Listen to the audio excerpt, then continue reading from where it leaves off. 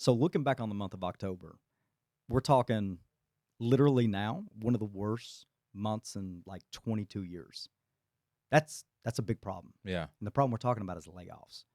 I think the number I read about was like 150 plus thousand jobs lost in the month of October.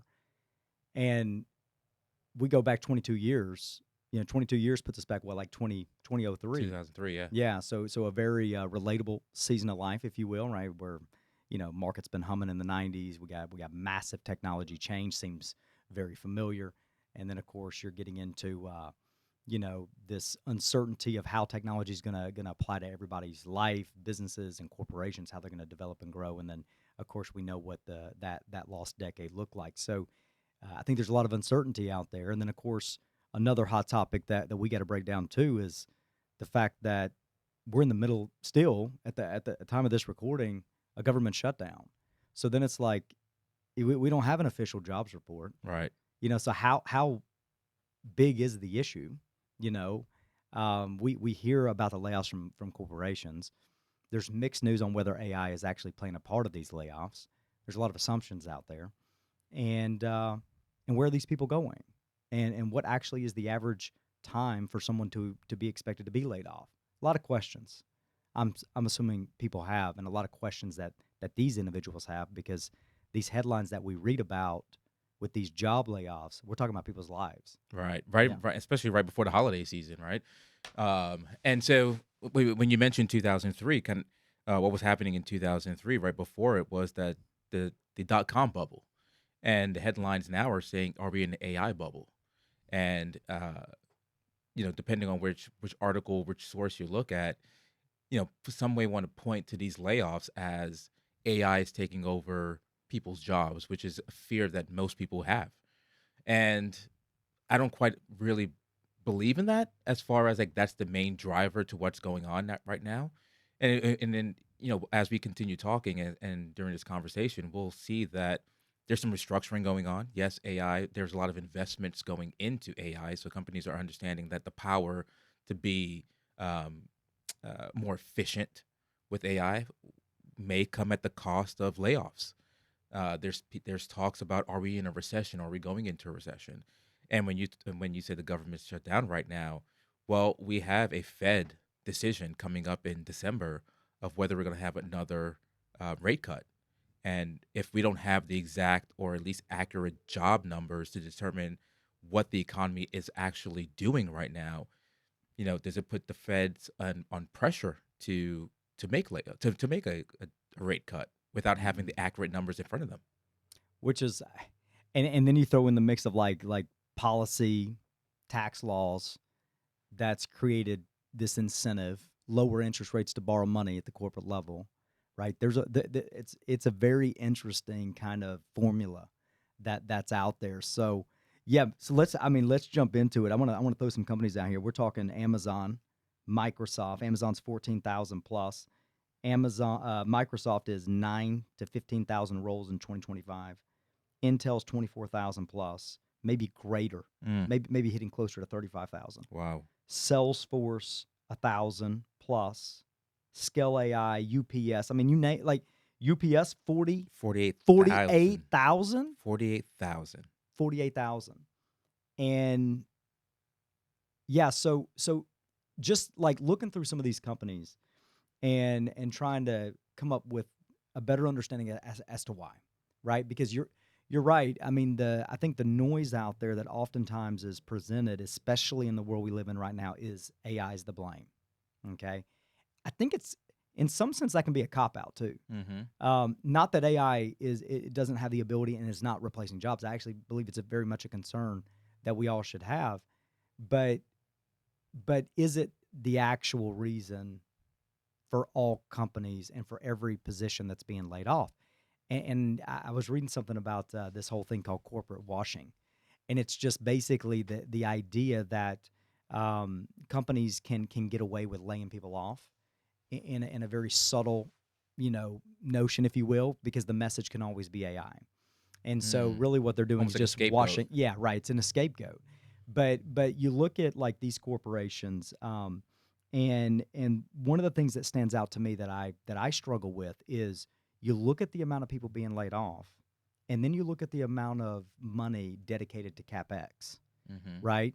So they have loads of resources committed, billions of resources committed to technology and development, but claiming that we're going to have to lay off people because of whatever. Maybe it's AI, maybe it's financial struggles, but it's like clearly the company's not in a position where they're failing, you know, because of the fact that they're able to have these enormous amounts of corporate expenditures to develop Mm-hmm. technology. Yeah, I mean that's in some aspects. If you're an investor in any of these companies, you may say to yourself, "Well, that sounds pretty good, right?" Because it's not as if the companies are um, are cutting back the workforce because they need to reserve cash because maybe their expenses are going up because of tariffs or they're concerned that there's a recession going on, so they want to make sure that they have enough cash to survive. What it sounds like in for some of these companies is they're restructuring. They're understanding that in some areas there can be some redundancy. In some areas, using technology, using AI in some capacity can make them more efficient, which could make them more money. And so, as an investor, you say to yourself, "Well, do I want to invest in a company that can be more efficient and make more money?" Mm-hmm. And that may be more positive. So on one end, if you're an employee who did get laid off, you don't like that news, right? You may have, especially if you're in tech, you may have been one of the people that helped developed the AI that Yeah, actually just took your that just role, took your role. Yeah. which is kind of ironic at the same at that if that actually happened. Well, when you look at these AI companies that are laying off people, it's like that's got to be what's happening. Yeah. I mean, they literally are as an organization through built to develop and create and modify and coach and teach AI technology. And so as they're growing and developing, they're cutting the people Th- that's that yeah, yeah, that developed it. yeah. Um, so yeah, I mean, when I think about, I guess, especially in the one big beautiful bill, right? There's a lot that business owners and businesses can take advantage of that they weren't able to for quite some time now, Mhm. and we'll see how that shapes up over the next few years. But in my opinion, I think a lot of these layoffs are just a way to restructure, redevelop, and reconfigure their expenses to deploy in the areas that they feel can take their companies to the next level. Yeah. And unfortunately, it comes to at human capital. One of the biggest line items.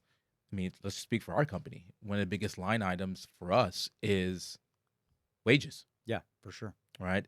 And so, not saying that we're in any position where we're looking to cut any of our employees, but when you think about, okay, if we have X amount of resources and we want to develop into technology, we want to develop into growing and expanding and doing it in a more efficient way, then if we're going to cut something to help deploy that, it may come at the cost of someone, Mhm. which is, again, on one side, it's like unfortunate that it happens, but it's not new. Companies do restructuring and reorganizing all the time. Yeah. I think right now it's just the mass and the wave that it's happening.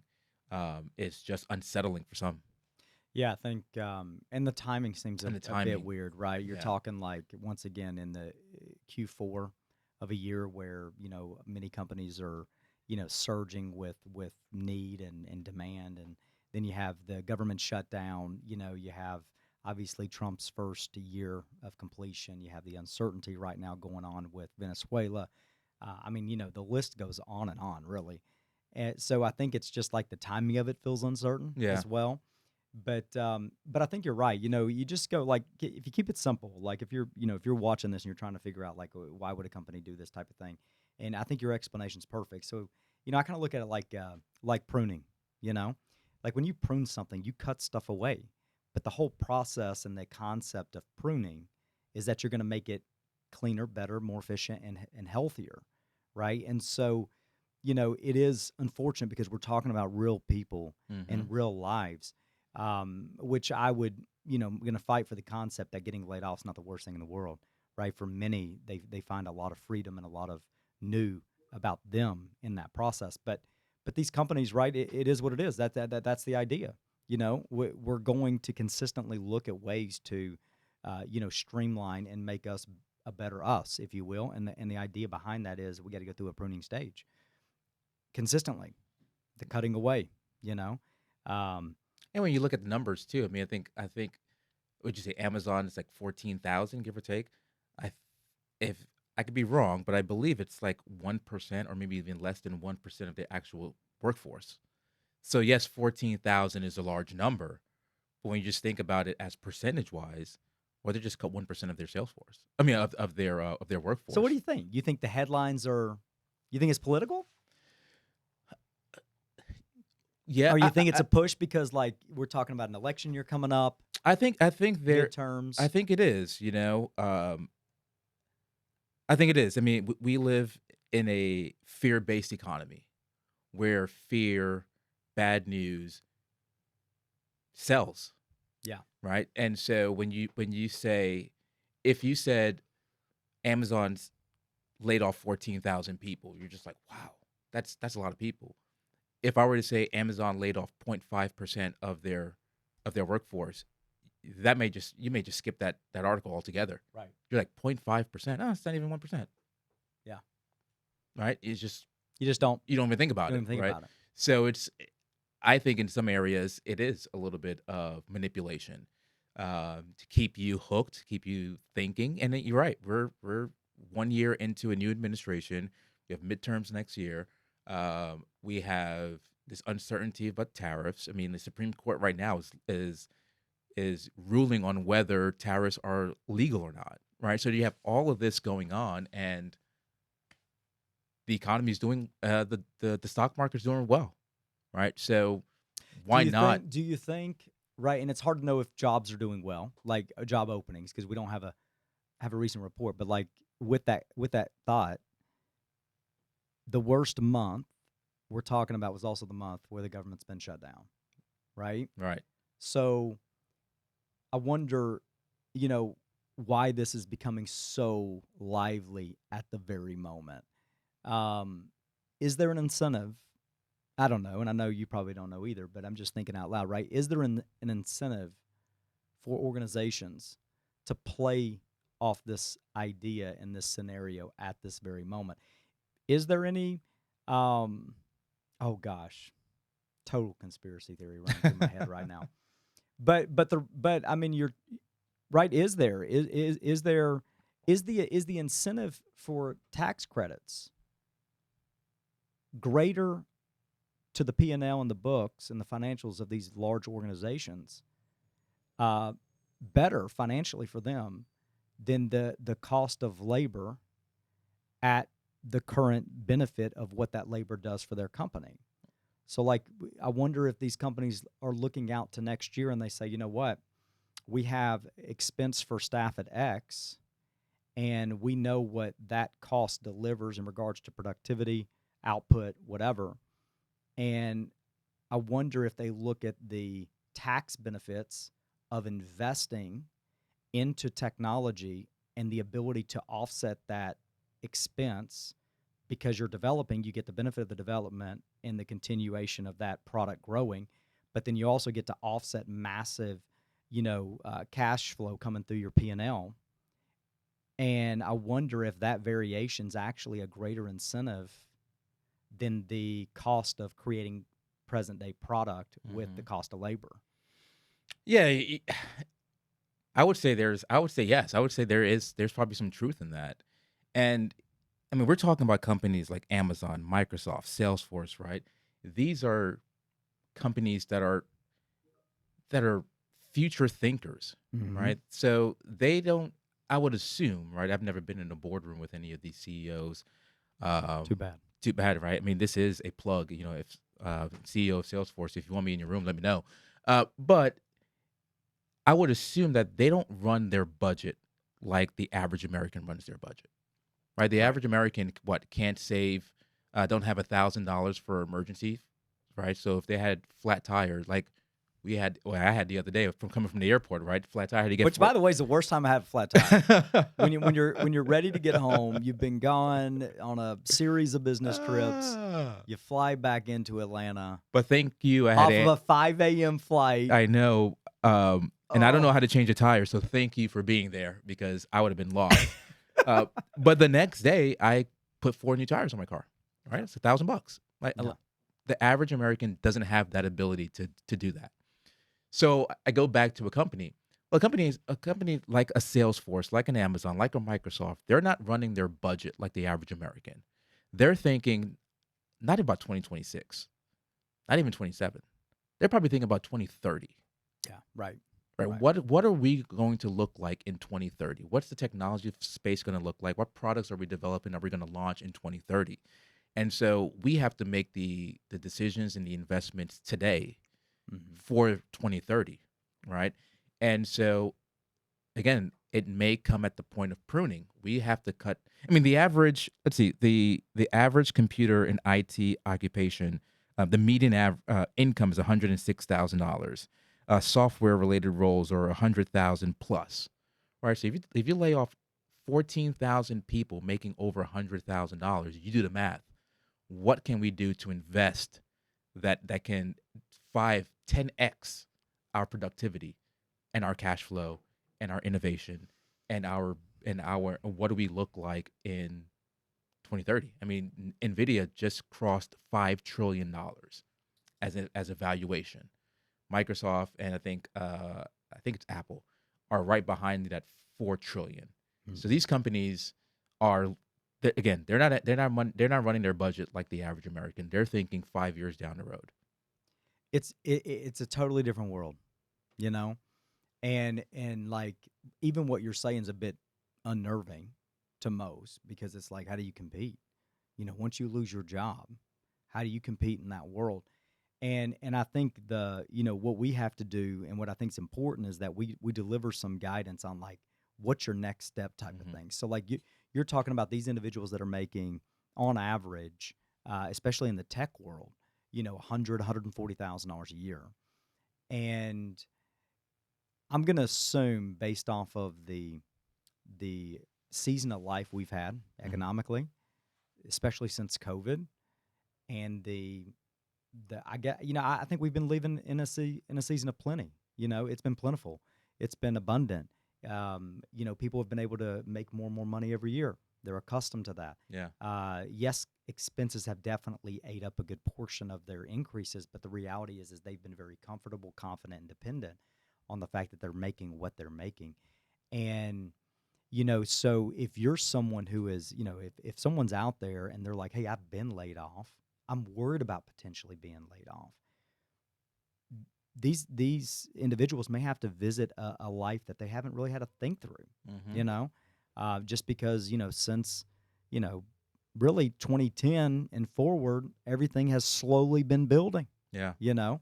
And so, like, I think that's probably a conversation we should have is like, what do you do and then what's the steps to take?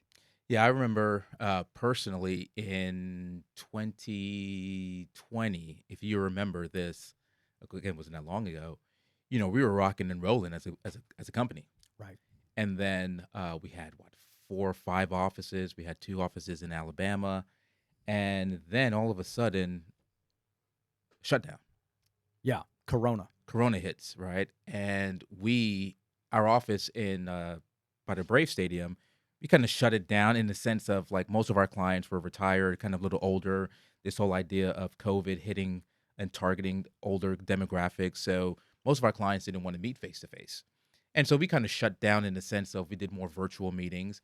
But I remember us having a conversation of, okay, we don't know how long this is going to last, what it's going to do. Stock market's basically tanking.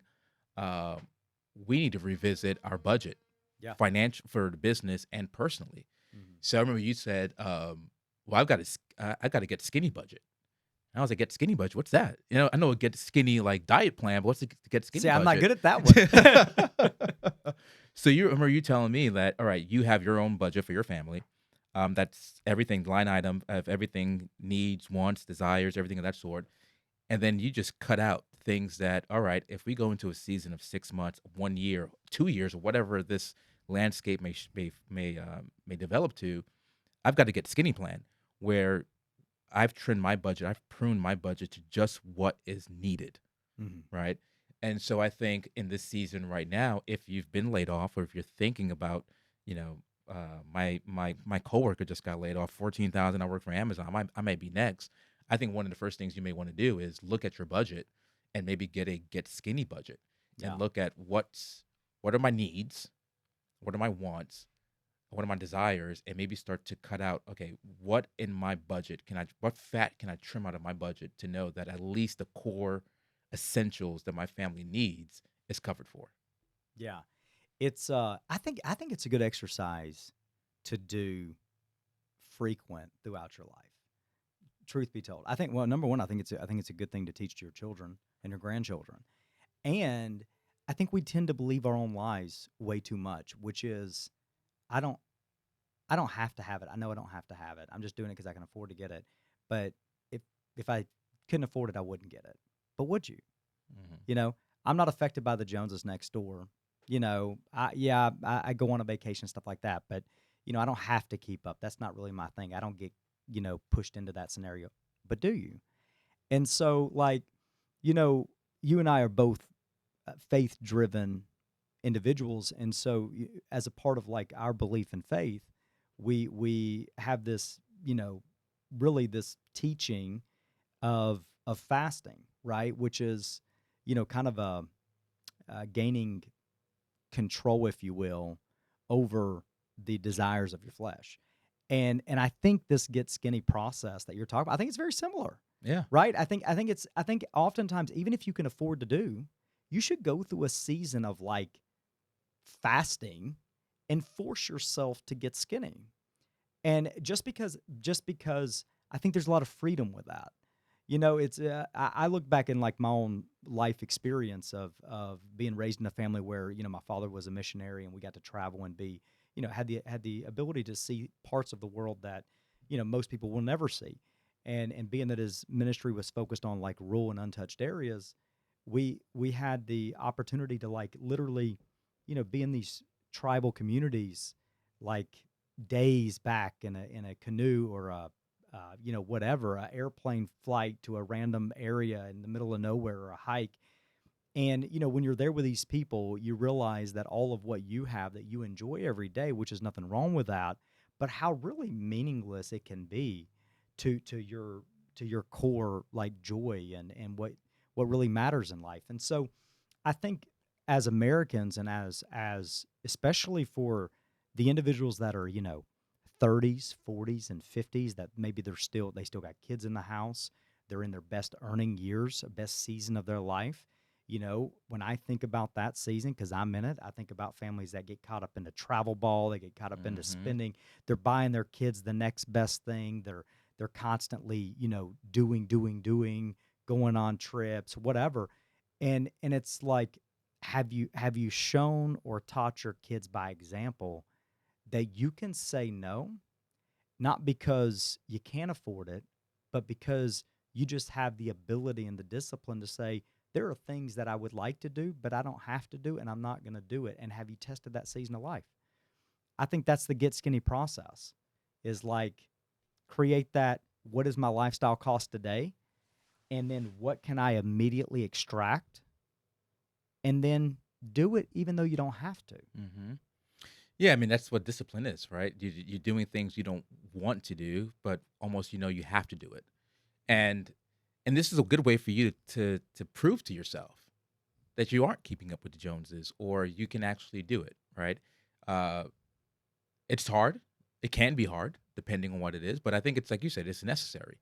Mhm. I think it's completely necessary, um, so that if this does happen to you, that you have been prepared. I mean, one of the things about not being delusional is being proactive, and if you can be proactive and have this mindset of we can make it, with what's necessary and what we actually need as a family to run this house. And if you know that you can actually do it, then like you said, test it out for a season. Test it out for this would be a great strength if you could test it out during this holiday season, Oh yeah, right? I right. mean, that's a test of willpower.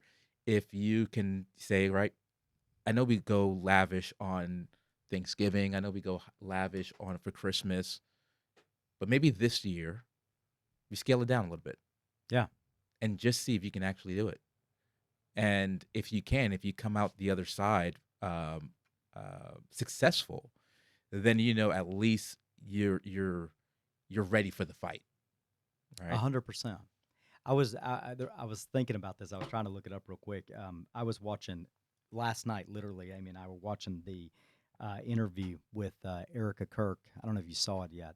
It was Erica Kirk and oh my gosh, the show host with Fox News. And I Jesse Walters it was yes, Jesse, did right? you see that? Yeah, it was No, Jesse. I knew he was talking to her.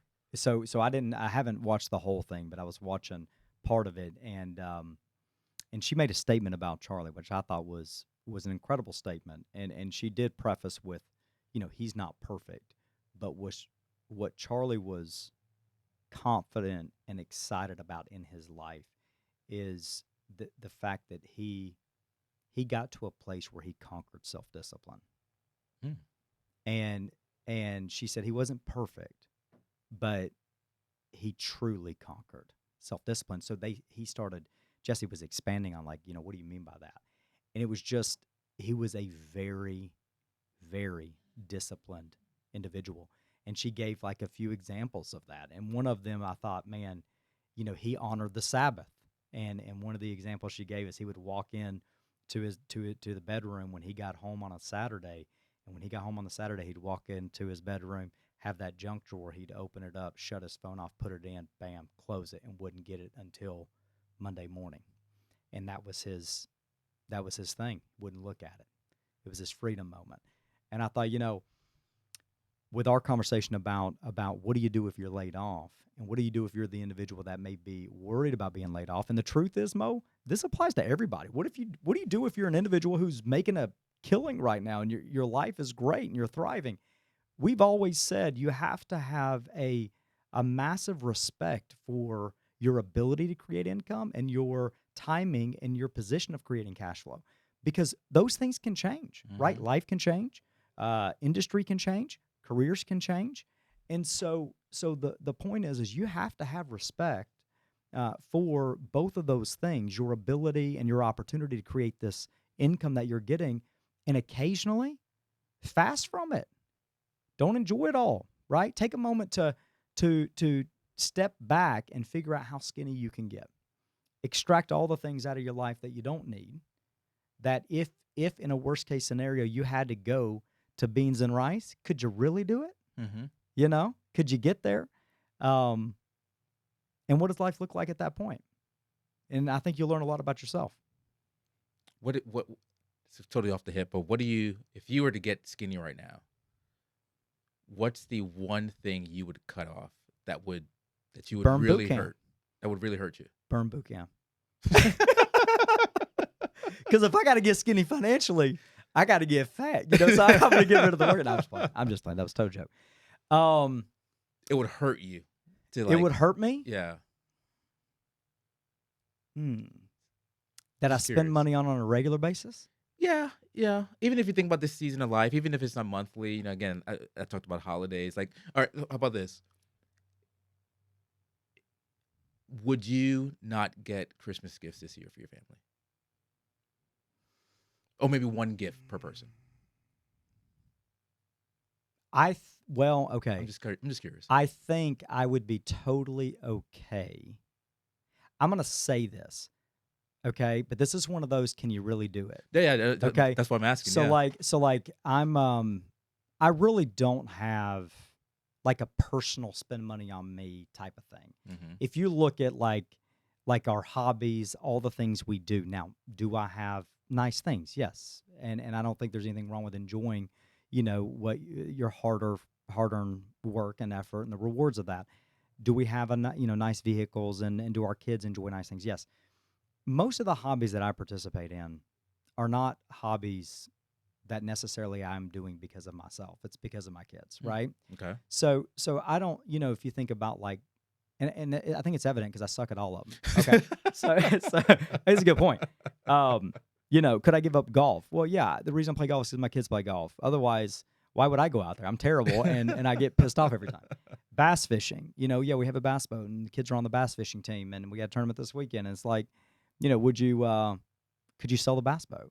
Well, it'd be tough today, but I don't do it because matter of fact, I don't know. Maybe I've been out on the boat one time without my boys. Like, it's really for that.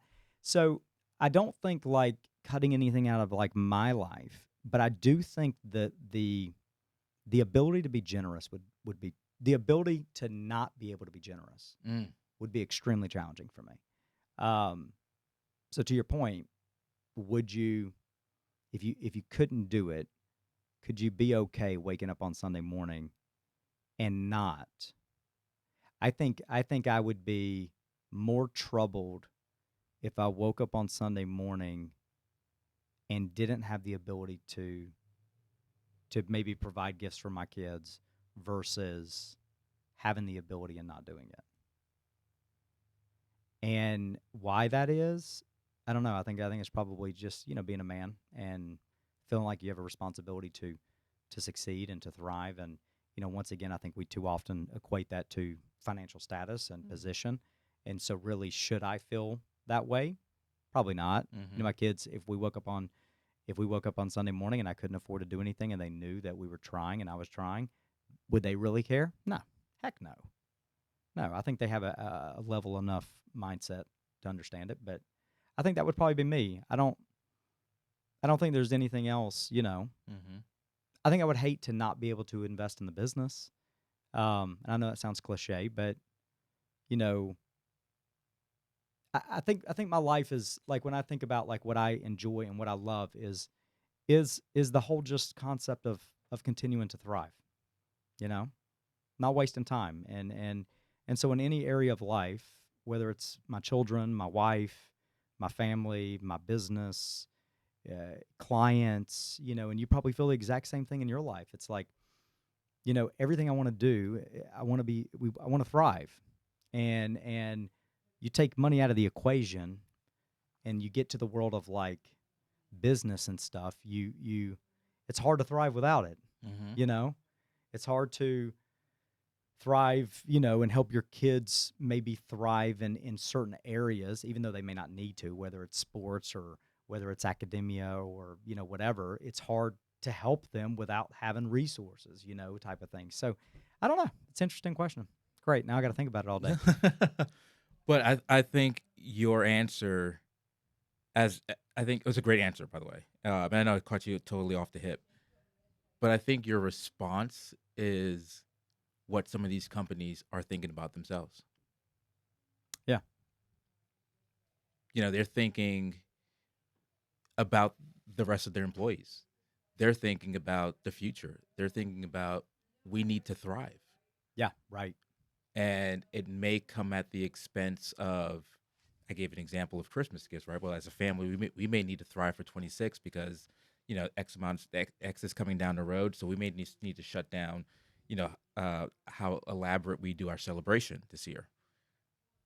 Well, some companies may say we need to thrive, Yeah. and so as an expense, we may need to trim down we need to get skinny plan. Right. And again, not to be harsh, but that line item sometimes of whether it's a bass boat, whether it's hunting, whether it's golf, like you mentioned, sometimes it is advertising department, our IT department, our whatever sales department. We've got to trim that line item because we need our company, we need our other employees to thrive. I So think I think you're absolutely right. And I think as an employee, as an individual that either A has lost their job or is worried about losing their job, when if that event ever happens, obviously there's just disruption, right? And the fear of that happening is because like, you're when you boil it down, I tend to believe it's predominantly control.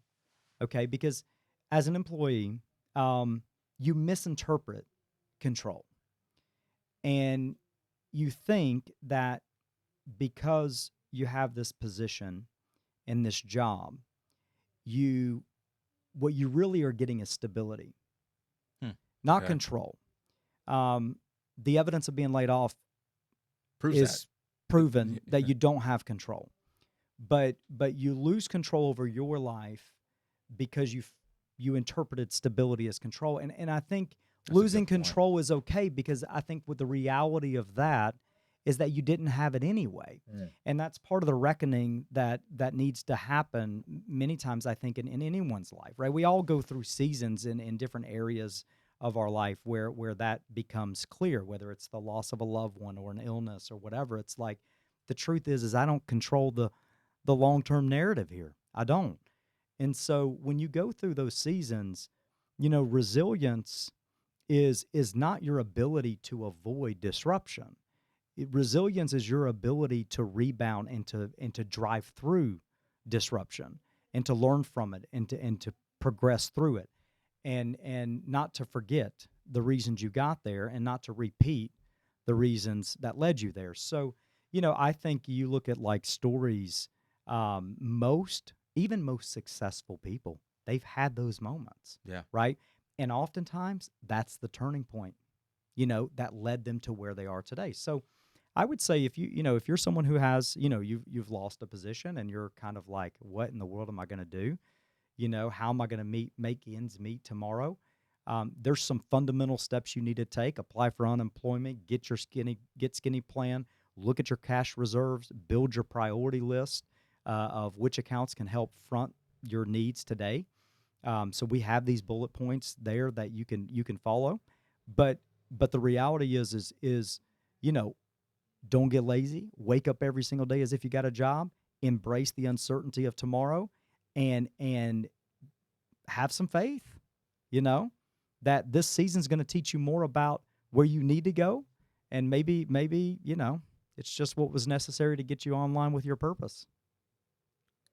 It's a good wrap. That's your route. Yeah, that was good. That was good. No, I mean you're right. I mean everything you said is right.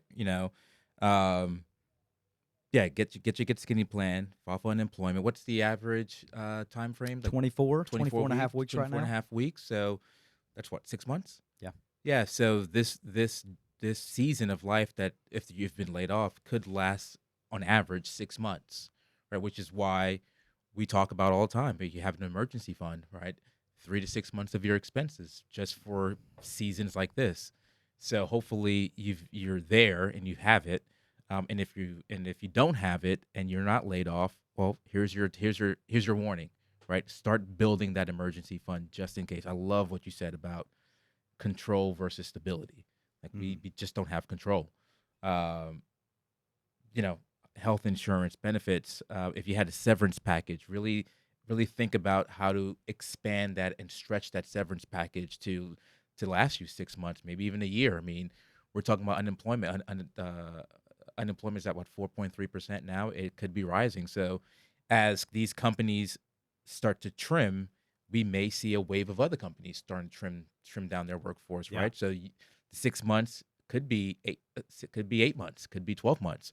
Right. So, there's things that you can do to help prepare yourself if you have been laid off, or if you want to prepare yourself so you're quote unquote bulletproof in the season of laid off, in the seasons of laying off.